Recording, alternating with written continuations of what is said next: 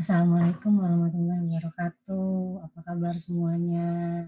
Ketemu lagi sama saya, dosen kalian, yang akan membahas materi di pertemuan ke-11 ini untuk mata kuliah Statistik Ekonomi dan Bisnis. Nah, untuk pertemuan ke-11 ini, saya akan membahas mengenai regresi sederhana. Jadi untuk pertemuan berikutnya, pertemuan 12, nanti yang dibahas adalah regresi berganda.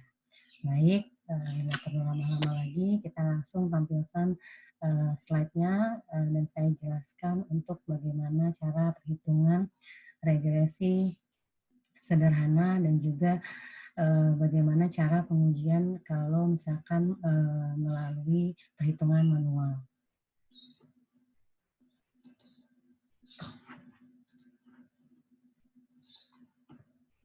Ya, nah kita masuk ke bab 11, analisis regresi dan korelasi linear. Sebenarnya perhitungan ini sudah kita pelajari harusnya di lab statistik, bagaimana hubungan antara dua variabel itu adalah untuk analisis regresi sederhana. Dan bagaimana korelasinya antara dua variabel X dan Y itu juga sudah kita pelajari di dalam lab, tapi menggunakan sistem. Nah, untuk kuliah kali ini kita akan menggunakan cara manual dengan perhitungan matematis.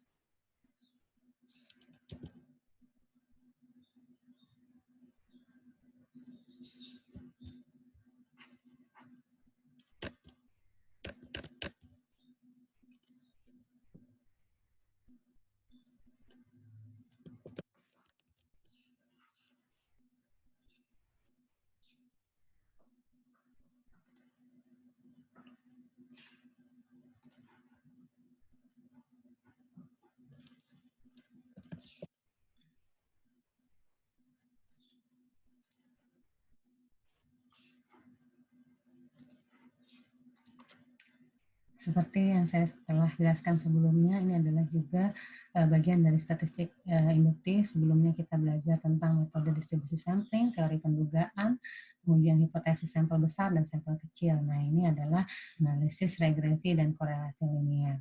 Besok pertemuan ke-12 adalah tentang analisis regresi dan korelasi berganda.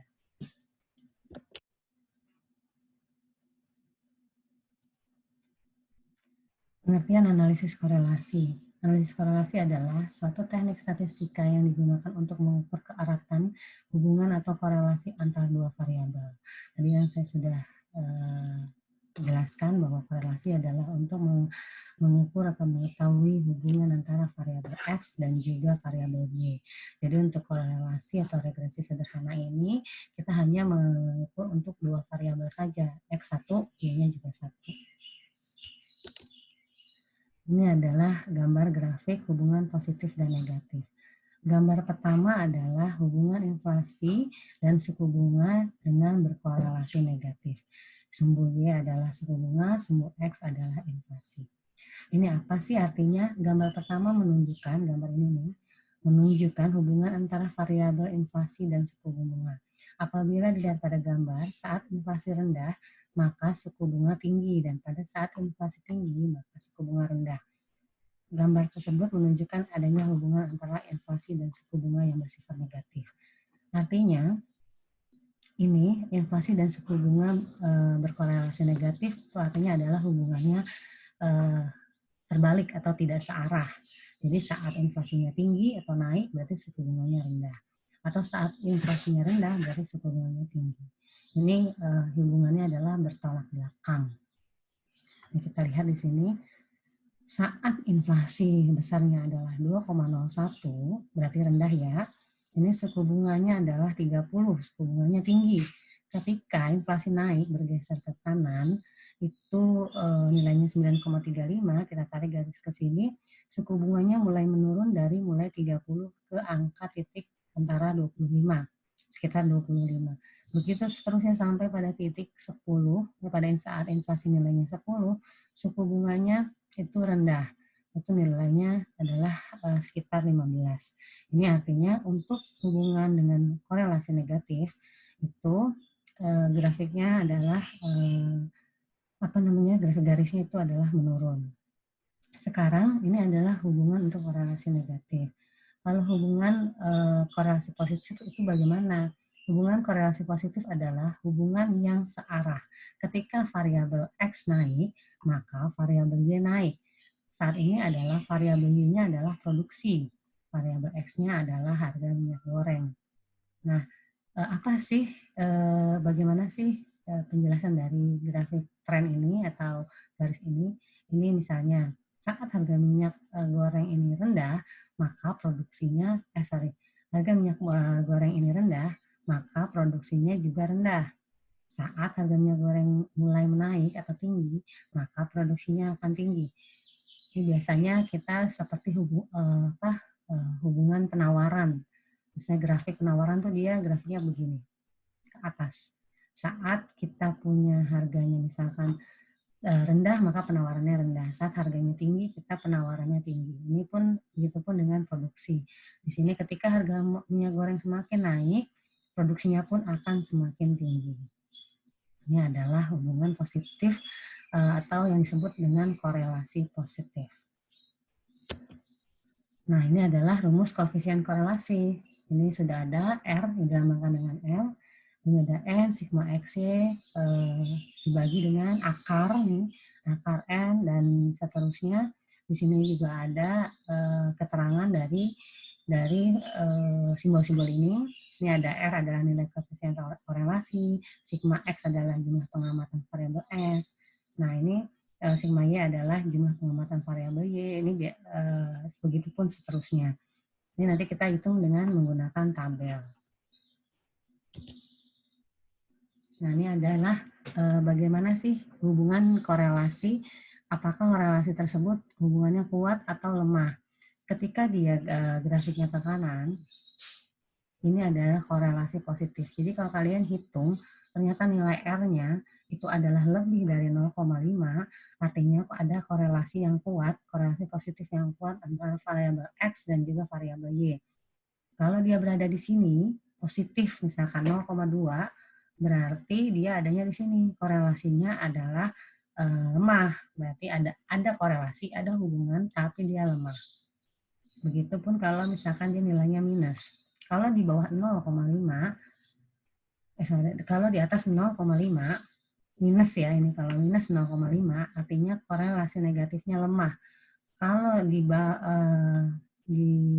misalkan 0,6 ya, adanya di sini minus 0,6, semakin meningkat nih minusnya, dia berarti korelasi negatifnya adalah kuat. Jadi semakin tinggi minusnya, itu semakin korelasi negatifnya kuat. Semakin rendah nilai minusnya di bawah 0,5, itu korelasi negatifnya lemah. Dan kalau 0 nilainya berarti tidak ada korelasi. Ya, berarti kalau misalkan R sama dengan 0, berarti nggak ada korelasi ya. Nah, lanjut. Ini adalah grafik contoh regresi linear. Nah, ini ada hubungan jumlah produksi dan harga minyak. Tadi untuk regresi sederhana, kita akan mencari hubungan antara variabel X dan variabel Y yang jumlahnya hanya 2 variabel. Jadi X-nya 1, Y-nya 1.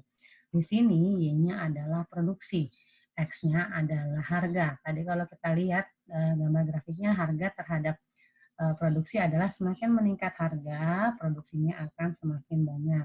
Inilah data tahun 97 sampai dengan 2007. Ini 11 tahun ya, katanya 11 tahun. Kita masukkan ke persamaan yang tadi, kalau mau hitung korelasinya. Nih, kalian tinggal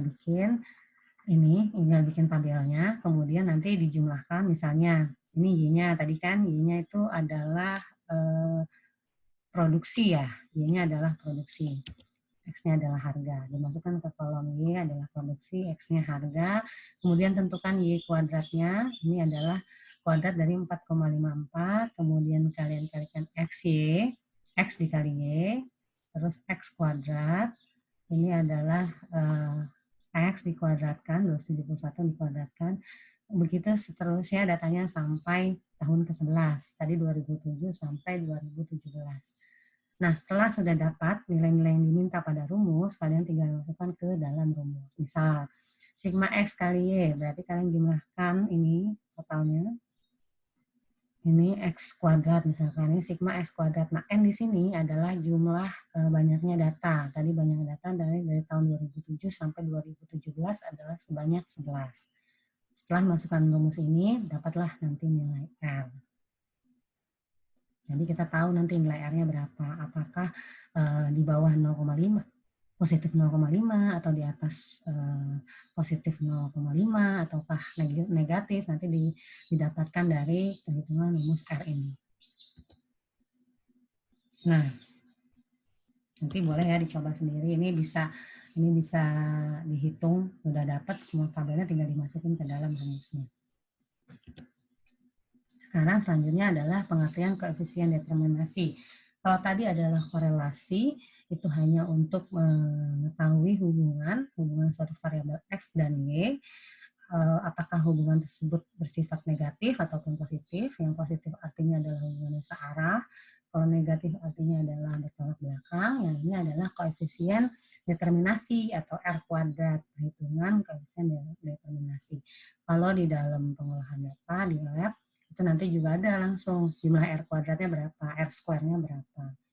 Nanti R square kuadrat berapa diketahui saat kalian analisis data atau sudah dapat hasil akhir pada pengolahan data. Di sini koefisien determinasi adalah bagian dari keragaman total variabel tak bebas atau Y, atau kita biasa sebut sebagai variabel dependen atau variabel yang dipengaruhi oleh X, yang dapat diterangkan atau diperhitungkan oleh keragaman variabel X, variabel yang mempengaruhi atau independen. Jadi artinya di sini koefisien determinasi adalah untuk mengetahui berapa besar pengaruh X terhadap Y. Misalnya kalau nilai R kuadratnya adalah 0,40, berarti X itu variabel X hanya mempengaruhi 40% daripada variabel Y. Jadi 60% sisanya itu dipengaruhi dengan variabel X lain, variabel X lain selain yang kita hitung. Misalnya ada variabel X tadi harga dan produksi. Ternyata setelah kita hitung R kuadratnya hanya 0,40.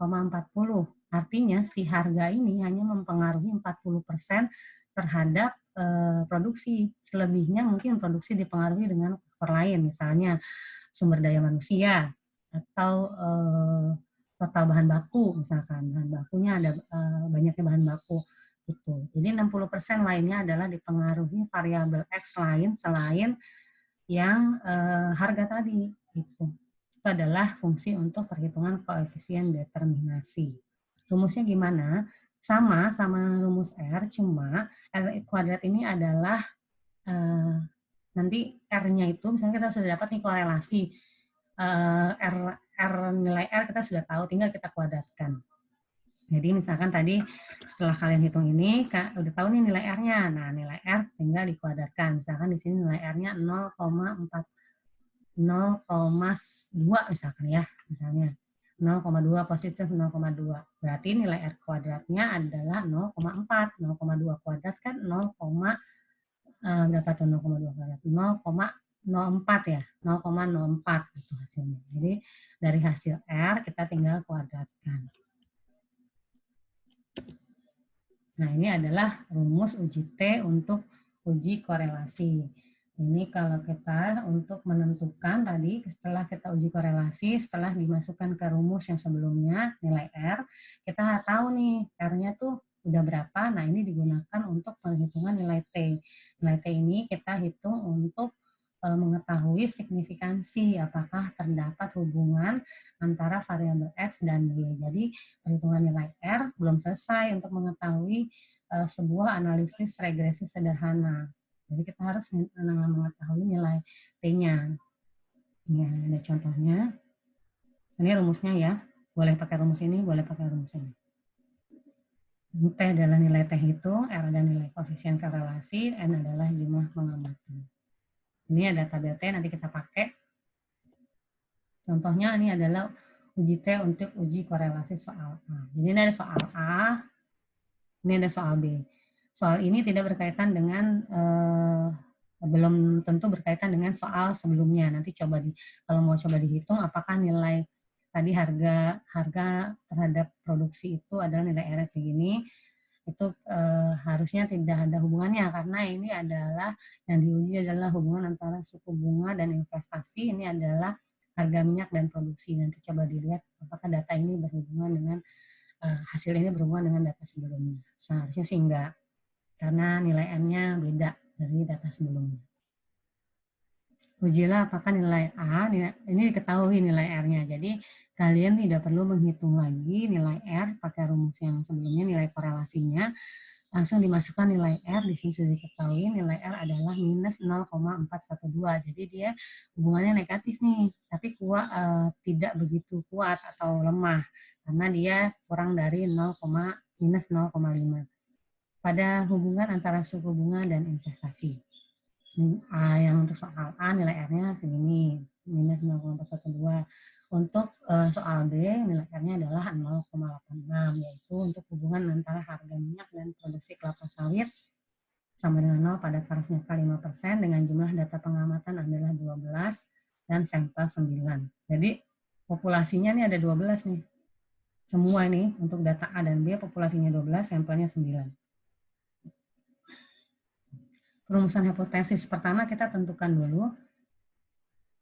Perumusan hipotesisnya seperti yang awal, seperti kita pembelajaran untuk teori pendugaan. Ini yang pertama adalah hipotesis yang diuji adalah koefisien korelasi sama dengan 0. Korelasi dalam populasi dilambangkan dengan R, dengan S. Dalam populasi dilambangkan dengan P ini harusnya. Nah, ini harusnya dengan P.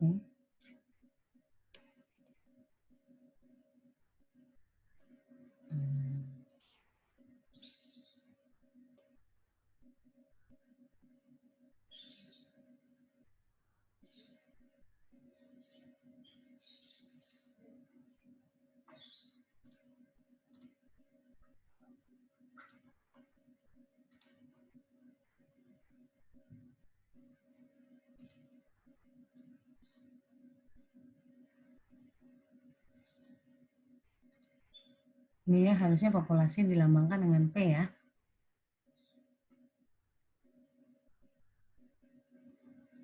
Saya mau ganti dulu. Slide-nya.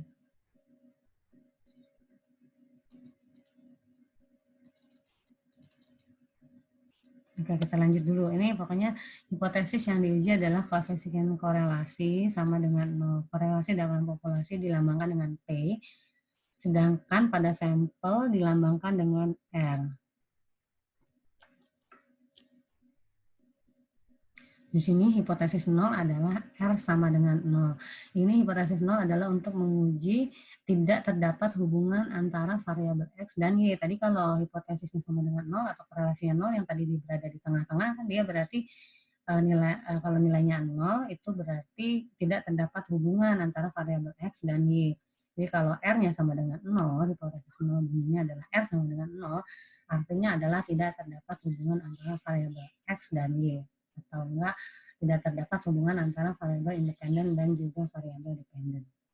Kemudian hipotesis alternatif atau hipotesis satunya adalah jika R1 tidak sama dengan 0. Alternatifnya tidak sama dengan 0. Jika H1 diterima, ini berarti jawabannya adalah hipotesisnya adalah Jadi kalau hipotesis yang pertama atau hipotesis alternatifnya itu R tidak sama dengan 0, H0-nya ditolak, H1 diterima, maka artinya adalah terdapat hubungan antara variabel X dan Y.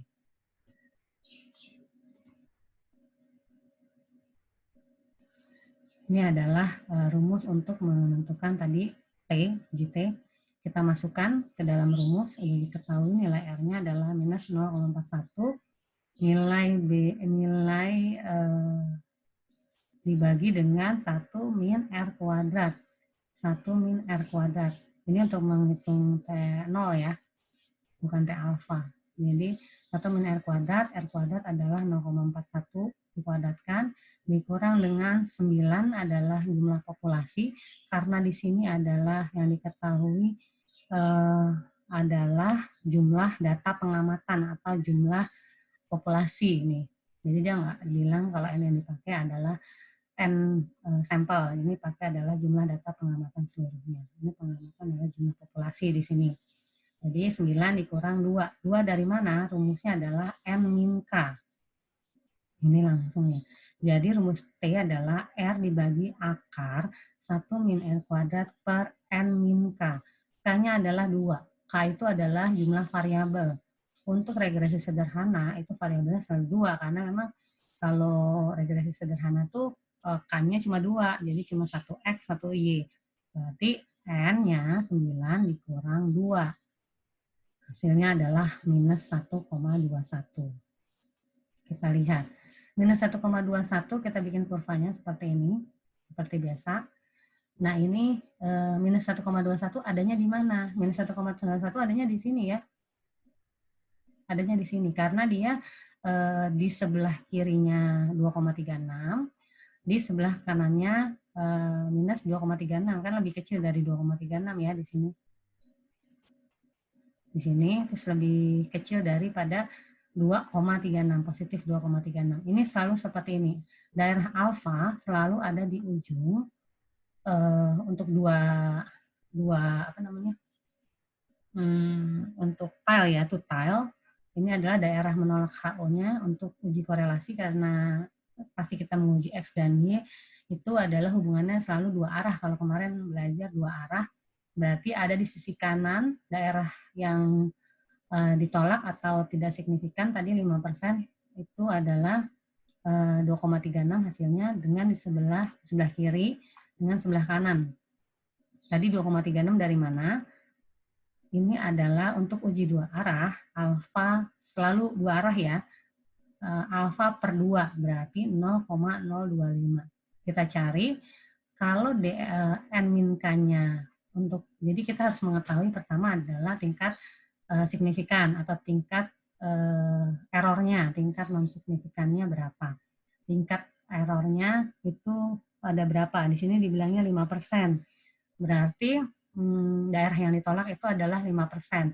Kita bagi 2 karena dua arah, 0,05 dibagi 2 hasilnya adalah 0,025 dengan derajat bebas atau DF itu adalah N min K. N min K adalah N-nya 9, K-nya 2, tadi udah dijelasin ya, X1, Y1. Jadi hasilnya 7. Kita lihat ke tabel T. 0,025, N min K-nya atau DF-nya adalah 7. Kita pakai yang ini, tabel T, 0,025. Terus tadi DF-nya adalah 7. Hasilnya adalah 2,36. 2,36 ya. Nih hasilnya 2,36. Sudah dapat hasilnya, kita bikin grafiknya. Karena dua arah, di sini minus 2,36, di sebelah kanannya 2,36. Ini adalah daerah yang tidak signifikan, sesuai dengan uji signifikansi alfa.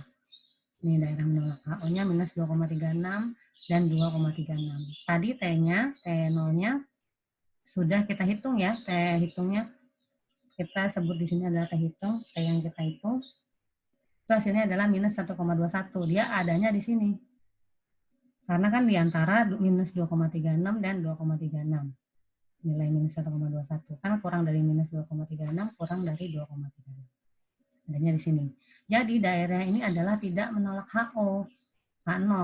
H0-nya itu tadi bilangnya apa? Bilangnya adalah ketika H0 itu sama dengan R sama dengan 0 atau dia adanya H0-nya diterima, artinya hubungannya adalah tidak terdapat hubungan antara variabel X dan Y. Nih, HO-nya diterima nih. Nilai T hitung ternyata terletak pada tidak menolak H0. Ini menunjukkan bahwa tidak terdapat cukup bukti untuk menolak H0. Sehingga dapat disimpulkan bahwa korelasi dalam populasi sama dengan 0. Hubungan antara tingkat suku bunga dan investasi lemah atau tidak nyata. Atau kita sebut juga tidak terdapat hubungan antara tingkat suku bunga dan juga nilai investasi. Jadi kalian bikin dulu nih grafiknya. Ini daerah menolak. Kalau dia T hitungnya ada di sini, berarti dia adanya daerah yang nggak menolak HO. Artinya nggak ada hubungan, HO-nya diterima nih. HO-nya diterima berarti pernyataan pertama diterima, yaitu bunyinya tidak terdapat hubungan antara variabel X dan Y. Kalau di sini berarti tidak terdapat hubungan antara suku bunga dan investasi. Contoh uji T untuk uji korelasi soal B. Tadi soal A, sekarang adalah soal B. Hipotesis yang diuji adalah koefisien korelasi sama dengan 0, sama kayak tadi ya. Tapi ini adalah untuk sampel. Ini kebalik nih. Harusnya ini, tadi adalah sampel, ini adalah populasi, sorry. Berarti tadi tuh sampelnya 9 ya. Ini populasinya 12. Tadi kan coba kita kembali lagi ke slide sebelumnya. Oke, ini adalah jumlah data pengamatan ya 12 dan sampel 9. Berarti ini yang dipakai adalah nilai sampel R.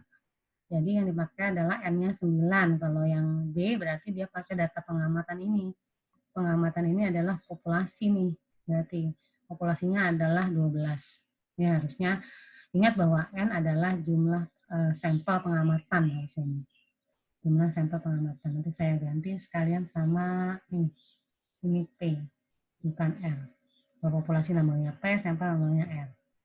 Oke, berarti untuk soal B, sampel pakai data populasi. Populasinya adalah 12. N-nya sama dengan 12. Lanjut ya. Nih, kita tentukan H0 sama P sama dengan 0 berarti tidak terdapat hubungan antara variabel X dan Y. Jika H0-nya diterima berarti antara variabel X dan Y tidak terdapat hubungan yang signifikan. Kalau H0-nya ditolak, H1 diterima, berarti terdapat hubungan antara variabel X dan Y.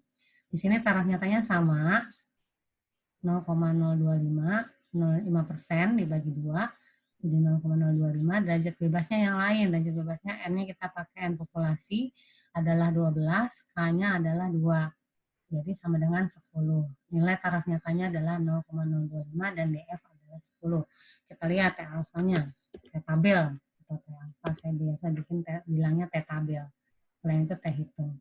Kita lihat tadi T-nya 0,025, DF-nya adalah apa tadi 12 kurang 2 ya. Berarti 10 atau ya. Berarti hasilnya adalah T tabelnya adalah 2,2281.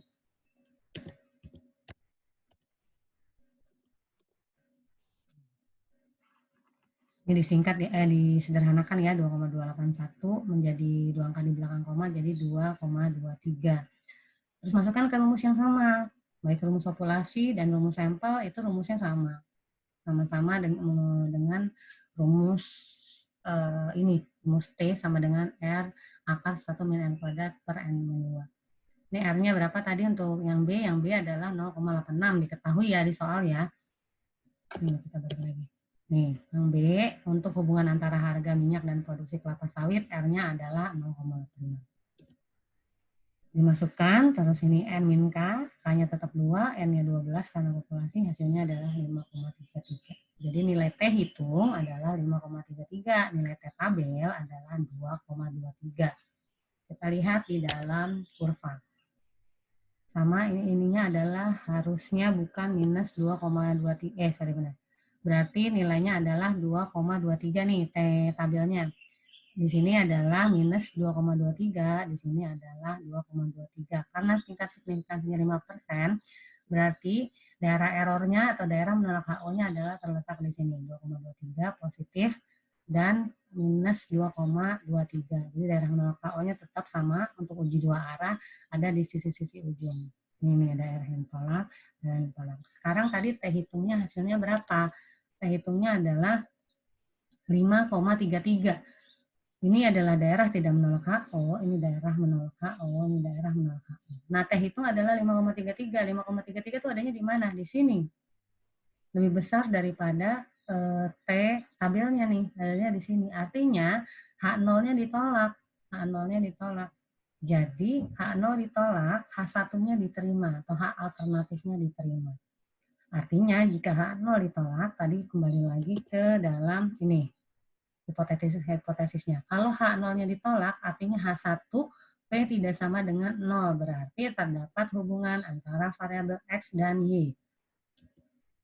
Nah, berarti kalau terdapat hubungan variabel X dan Y, berarti ada hubungan antara harga minyak dan produksi kelapa sawit. Karena T hitungnya nilainya di sini.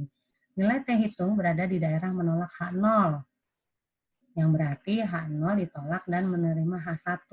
Ini menunjukkan bahwa koefisien korelasi pada populasi tidak sama dengan 0. Dan ini membuktikan bahwa terdapat hubungan yang kuat antara harga minyak dan produksi kelapa sawit. Nih, ini di sini. Jadi pernyataan H0 ditolak, berarti HA atau HA alternatifnya diterima. Kalau tersebut P tidak sama dengan 0. Nah, tadi udah ada rumusnya tuh, nyari R gimana. Setelah dapat R, kita tentuin T-nya. R itu adalah korelasi positif dan negatif. Apakah nilai R-nya negatif atau positif. Setelah ketemu R-nya, kita cari T-nya. T-nya itu untuk menentukan ada hubungan nggak antara X dan Y. Dia adanya di daerah mana, daerah kurva. Nah, ini adalah rumus untuk pakai Microsoft Excel. Kalau misalnya tidak bisa pakai, sebelumnya kan kita nggak punya software tuh. Nah, ini bisa pakai Excel juga untuk menghitung korelasi R. Itu kita nggak mau panjang-panjang, misalnya rumusnya ini adalah pakai Excel. Caranya adalah seperti ini. Saya contohin ya. Di Excel-nya.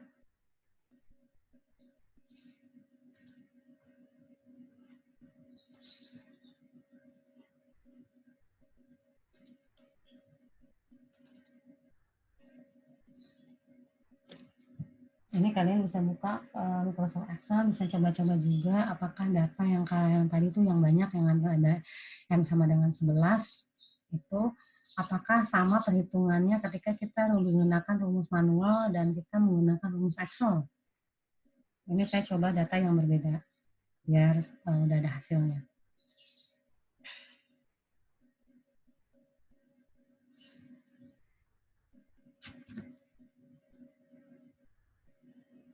Saya buka dulu Excel saya.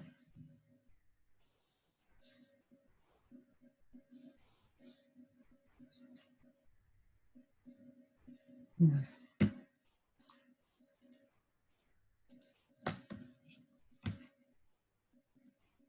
ini ada soal yang saya ambil dari buku yang saya pakai. Ini populasi juga nih, P.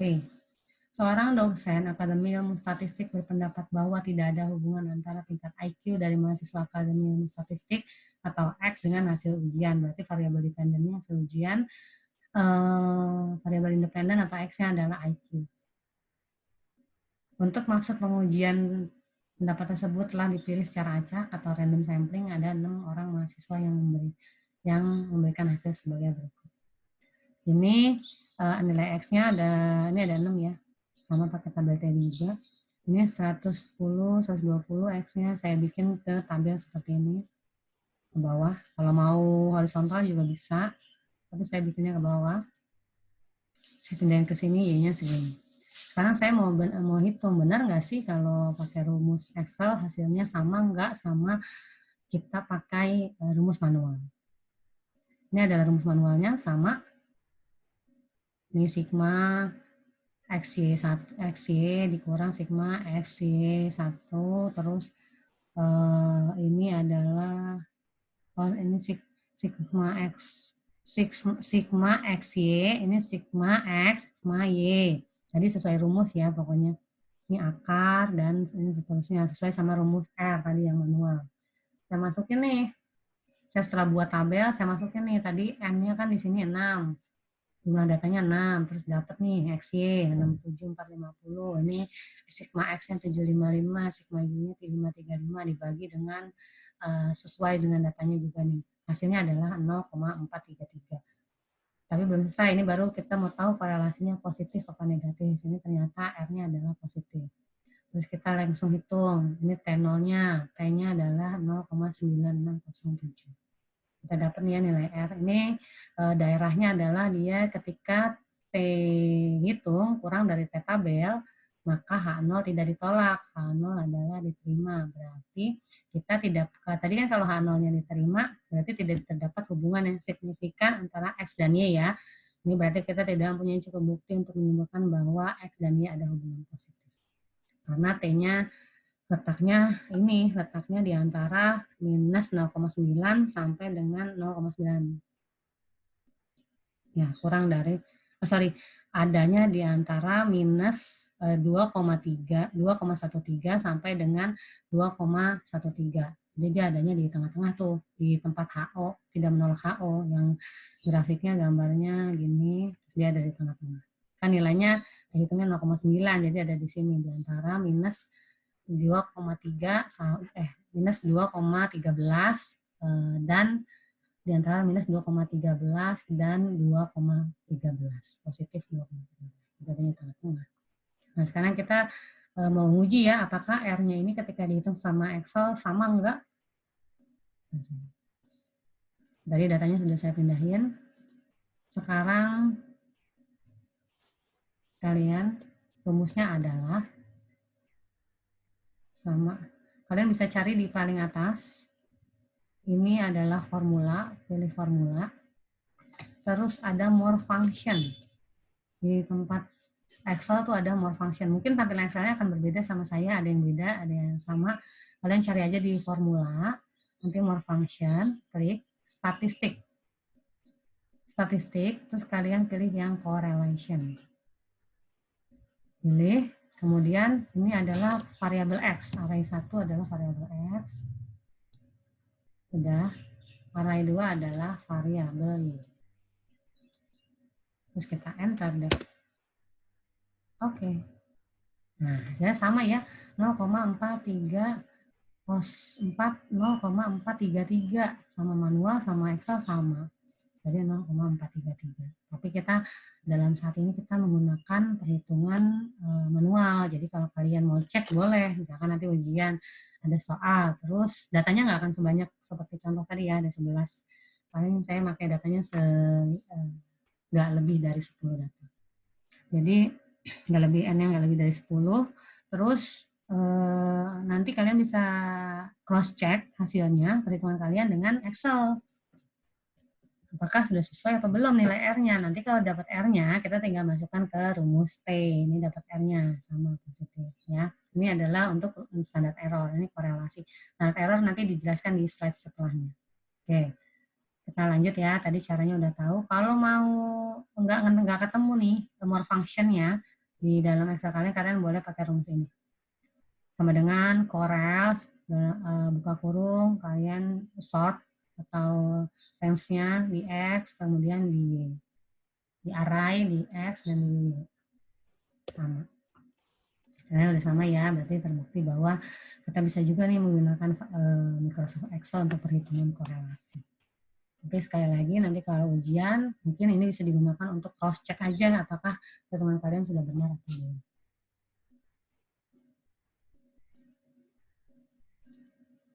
Lalu sekarang ya tadi sudah.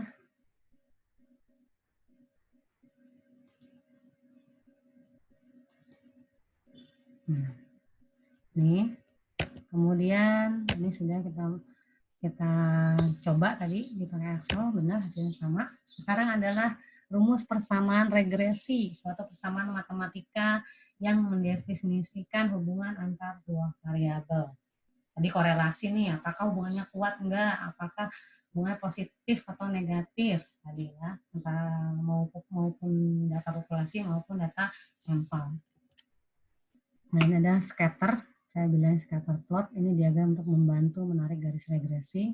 Ini kalau dia ada garis regresi seperti ini, lalu scatter plotnya adalah di dalam tidak jauh seperti ini berkumpul, ini artinya tidak ada data yang outlier.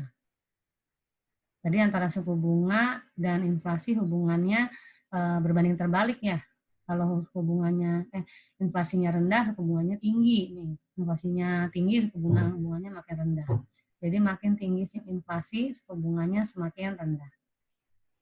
Nah, ini adalah menunjukkan datanya yang kalian punya. Ini saya bikinnya ada di dalam Ifuse, ada scatter plot. Di SPSS juga harusnya ada. Ini nggak saya suruh buat nanti, karena ini biasanya kita pakai software untuk membuat grafik atau diagram scatter plot. Ini kalau dia titik-titiknya adanya di dekat garis, ini artinya adalah datanya normal atau nggak ada yang outlier. Biasanya kalau outlier ada satu data yang aneh satu data yang melenceng dari data-data yang lain, misalnya nilainya X tuh biasanya misalkan antara 12 sampai dengan 20 tuh si nilai variabelnya. Tiba-tiba ada yang 100 tuh biasanya titiknya ada di sini. Ngacak dia satu di sini. Jadi outlier tuh nggak berada di dalam kerumunan scatter yang lain. Nah, kemudian ini adalah scatter diagram untuk hubungan antara inflasi dan suku bunga juga dapat digambarkan sebagai berikut. Kalau tadi pakai scatter, ini pakai garis. Ini juga sama, saya nggak akan suruh kalian buat ini. Untuk pengetahuan aja bahwa ada grafik persamaan regresi, diagram untuk diagram untuk menunjukkan persamaan regresi antara X dan Y, masih dengan suku bunga dan inflasi, semua garisnya gini ya, ke bawah semua. Nah, ini adalah contoh diagram selisih antara dugaan dan aktual lebih kecil. Nah, misalkan yield trend, kita punya dugaan nih, estimasi. Kita punya estimasi, estimasi nilai estimasi Y-nya tuh nilainya misalkan 0,20. Terus ternyata nilai Y-nya aktualnya cuma 0,10. Nah, kalau selisih antara dugaan dan aktual itu lebih kecil, maksudnya selisihnya kecil, ini seperti ini gambarnya. Ini estimasi dan dugaan. Estimasi atau dugaan dan yang sebenarnya dan aktual. Dia kecil tuh gapnya atau selisihnya kecil. Kalau misalkan contoh selisih antara dugaan dan aktual lebih besar, nih, dia akan ada gapnya lebih besar juga. Misalkan selisihnya antara aktual dan dugaan dan aktual lebih besar, misalnya dugaannya 10 Y-nya, ternyata aktualnya 30. Nah, ini berarti dugaan dan aktual lebih besar. Kalau lebih kecil berarti misalkan dugaannya 10, aktualnya cuma 5. Tadi gambaran grafiknya akan seperti itu. Ini Y-nya adalah aktual, E-nya adalah estimasi. Nah, ini sama nih gambar gambar persamaan regresi.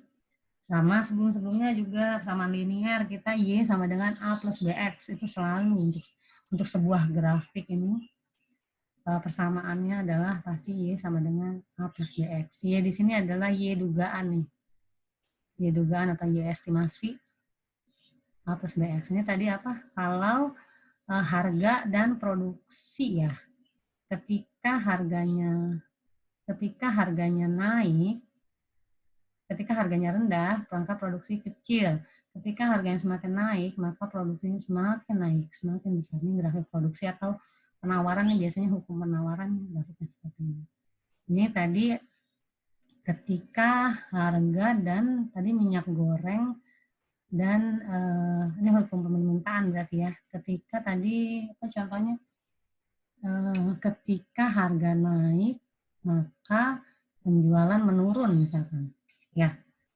Ketika harga naik, misalkan di sini, ini harganya rendah nih, misalnya rendah, penjualannya tinggi. Ketika harga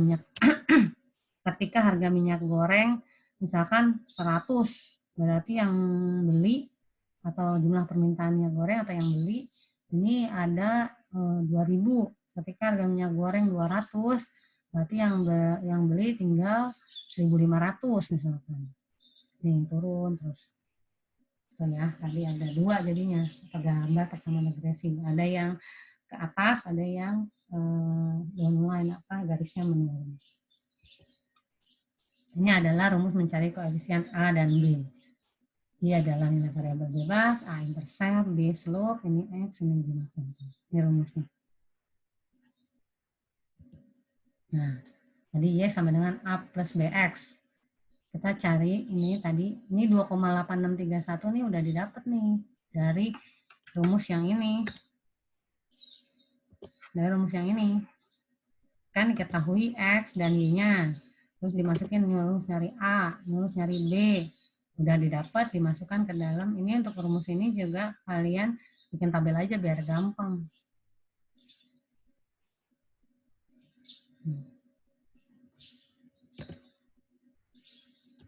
Ini rumus nyari B. Oke. Terus sudah didapat A-nya berapa, B-nya berapa. Oke, A-nya dulu yang dicari ya, berarti kalau sudah ketemu A, nanti kita cari B-nya. Jadi sudah ketemu A dan B-nya, A-nya adalah 2,8631, B-nya adalah 0,086. Ini nanti saya kasih soal, biasanya sudah diketahui A dan B-nya, atau kalaupun ditanya A dan B, berarti saya tidak menyuruh kalian mencari Y2-nya ini. Karena terlalu panjang ya kalau kalian harus mengerjakan semuanya. Nanti ini rumusnya untuk mencari A dan B. Ini adalah rumus untuk mencari Y dugaan. Ini kita ketahui Y-nya, X-nya, A dan B-nya juga setelah dihitung sudah tahu. Ini adalah 2,8631 plus B-nya ini 0,086X. Tinggal kita masukkan ke nilai X dan Y setiap data. Ini N-nya ada berapa nih? 1, 2, 3, 11. Ini ada 11, jadi 11 datanya kita masukkan ke dalam persamaan tadi. Dapatlah ini. Sekarang E-nya berapa? Tadi kan nilai Y-nya Y duga, sekarang nilai E adalah nilai Y dikurang Y duga, nilai 4,54 dikurang nilai 5,18. Hasilnya adalah minus 0,6 sampai seterusnya 0,1447. Nah, ini grafiknya. Grafik antara harga minyak dan produksi. Produksinya adalah Y, variabel dependen, harga minyaknya adalah X. Yang merah ini adalah Y aktual, Y yang sudah diketahui tadi, jumlah produksi untuk harga minyak. Jumlah produksi minyak. Produksi minyak ini adalah garis yang merah. Terus Y ini yang biru adalah Y duga, yang sudah kita cari nih, yang warna biru. Kalau kita lihat di sini misalnya, Y-nya itu adalah 4,54, berarti yang warna merah 4,54, yang warna birunya Y duganya adalah 5,18. Ini adalah merah nih 4,54 kira-kira di sini. Yang ini adalah 5,18. Terus hasilnya akan seperti ini. Koordinat grafiknya seperti ini. Ini adalah kalau merahnya saja nih, tadi kalau Y-nya aja. Di mana Y sama dengan dugaan, Y penduga Y topi. Jadi grafiknya merahnya aja. Nah, sekarang adalah standar error. Standar error apa sih? Tingkat kesalahan baku pendugaan suatu ukuran yang mengukur ketidakakuratan pencaran atau persebaran nilai-nilai pengamatan Y terhadap garis regresinya. Kita selalu ngitung nih standar errornya berapa sih, yang kalau kita bilang standar errornya tuh harus kurang dari 0,05 atau 5%, itu baru dikatakan bahwa datanya normal, atau enggak standar errornya adalah 1. Nah, ini kita hitung adalah standar errornya. Atau simpangan baku, standar deviasi itu sama. Nah, rumusnya adalah seperti ini, standar error. E adalah estimasi tadi, E kuadrat. Terus standar error variabel Y. Terus ini adalah nilai pengamatan. Ini nilai dugaan. E-nya tadi sudah diketahui harusnya. Nilai E-nya itu E yang di sini ya. E adalah Y kurang Y topi. Setelah udah dapat tabel itu kita masukin ke rumus ini. Udah dapat rumus ini, terus kita hitung tadi kan standar deviasi atau standar errornya, dapatlah nilainya FDX-nya berapa. Nah, ini saya ajarin cara lebih mudahnya pakai Microsoft Excel. Masih dengan data yang sebelumnya.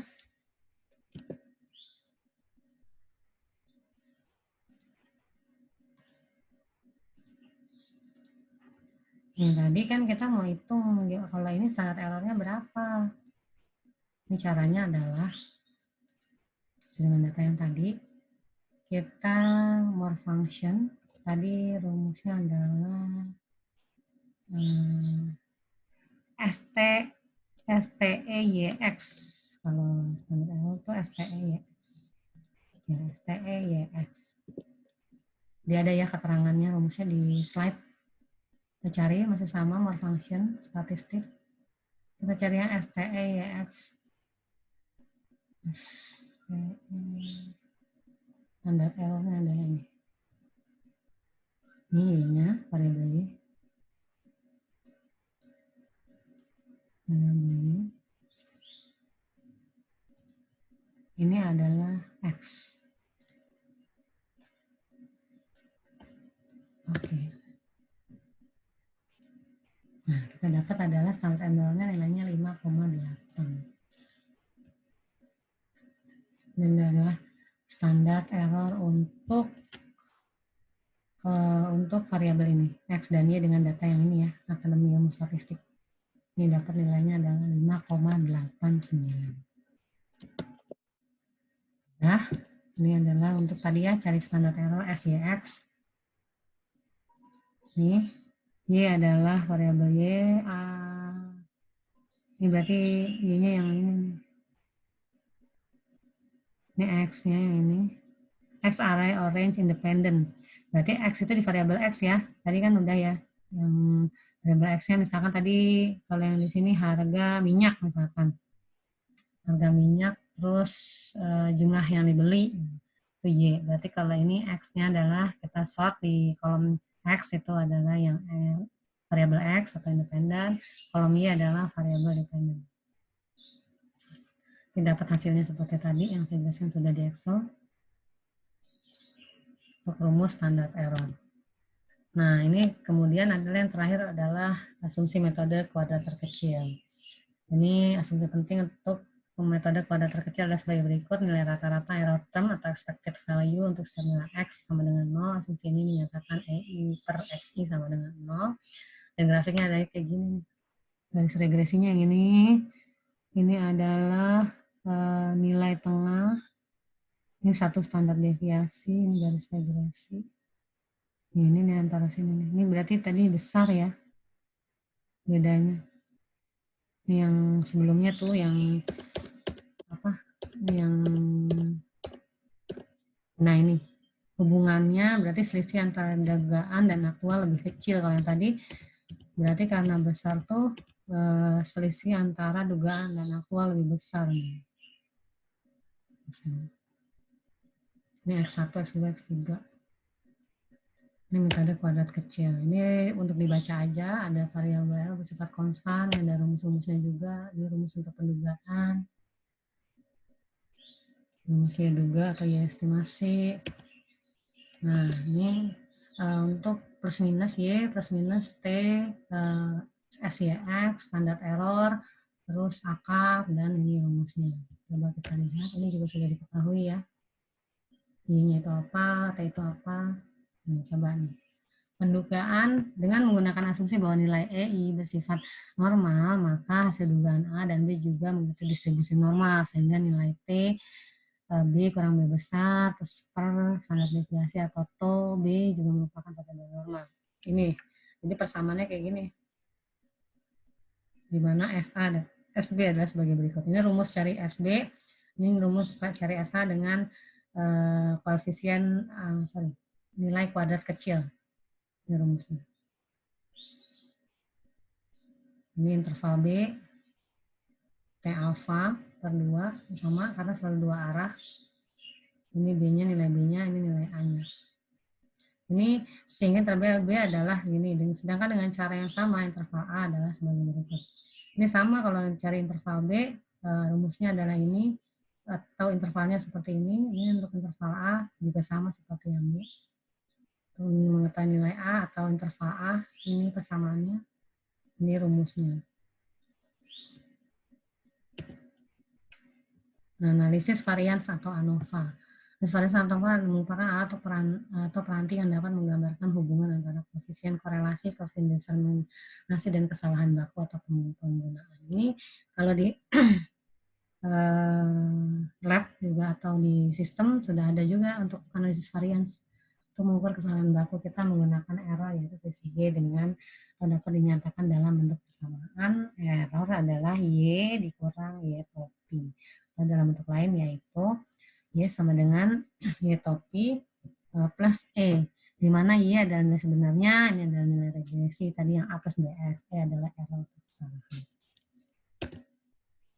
Ini tabel ANOVA-nya. Ini untuk diketahui saja ya. Ini rumus-rumusnya nih. Rumus dan lambang-lambang. Ya. Pertemuan hari ini, pertemuan 11 cukup sekian.